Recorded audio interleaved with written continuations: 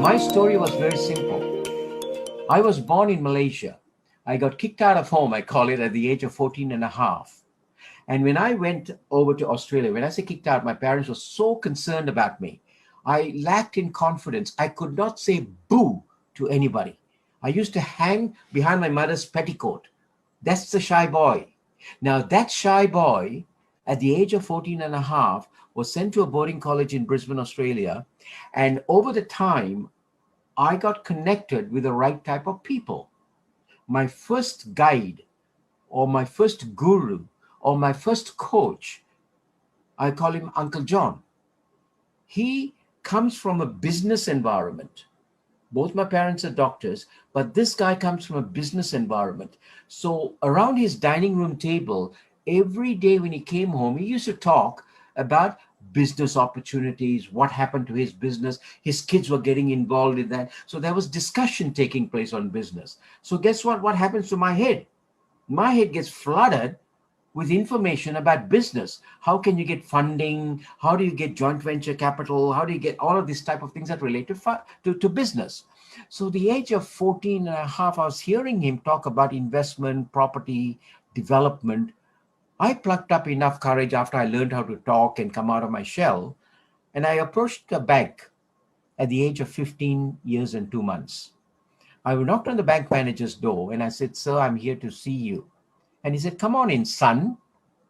And he put me by the side of the table. And as he put me by the side of the table, he said, "Can I offer you a glass of milk?" See, I was so frightened.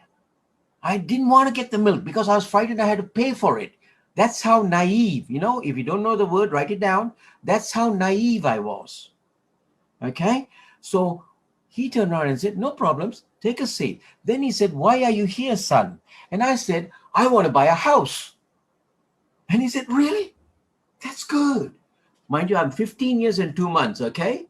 Where did I get that idea from? I got that idea from my Uncle John, the guy that I used to go on the weekends and stay and get to know him and his family and his kids. The bank manager asked me a couple of personal, direct questions. Listen to this. First, he asked me, "Do you have an account with me, with this bank?" And I said, "No." Next, he asked me, "Do you have a bank balance here?" I said, "No." Next, he asked me, "Do you have money for the deposit?"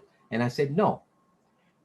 Then he asked me this question, "Son, how do you expect to pay for this money that you're borrowing from us?" Hey, students, listen to this very carefully. I was so stupid. I was so naive. I'm using the word stupid for a reason. I was so naive. I was so stupid that I said to him and I asked him back, "Do I have to pay you back the money?" Now, most of you will know if you go to the bank to borrow, you have to pay back, right? But I didn't know that. You see, I tell my participants around the globe, stupid people can come up in life and stupid people can earn good money if they know how to play with a game. This man taught me one thing, this Uncle John. He taught me how to use my brain. He taught me how to go out of my shell. He taught me how to turn around and start working with the right type of people. So, guys, you need to do the same thing. As you are going through school, start hanging around with the right crowd. If you're inclined towards, I'm using aeronautical engineer here because Girish was the one that shared some thoughts with me. If you're wanting to go in that direction, if you want to become a doctor, if you want to become an engineer, if you want to become an IT specialist or a developer, do that. Hang around those type of people. And slowly but surely, knowledge will transfer to you. Okay? Now, that form of learning is what I call exposure. Another way of exposure is travel. Give you my own daughter, for example. She has, from the time she was born till now, probably used up one and a half passports, I think, books of passports, because she travels a lot. She goes out. We've taught her from a very young age to travel. She started independent traveling by the time she was about 9 or 10. She used to travel from Brisbane to Malaysia to see her granddad. Now, that same travel was not just travel to go to a location.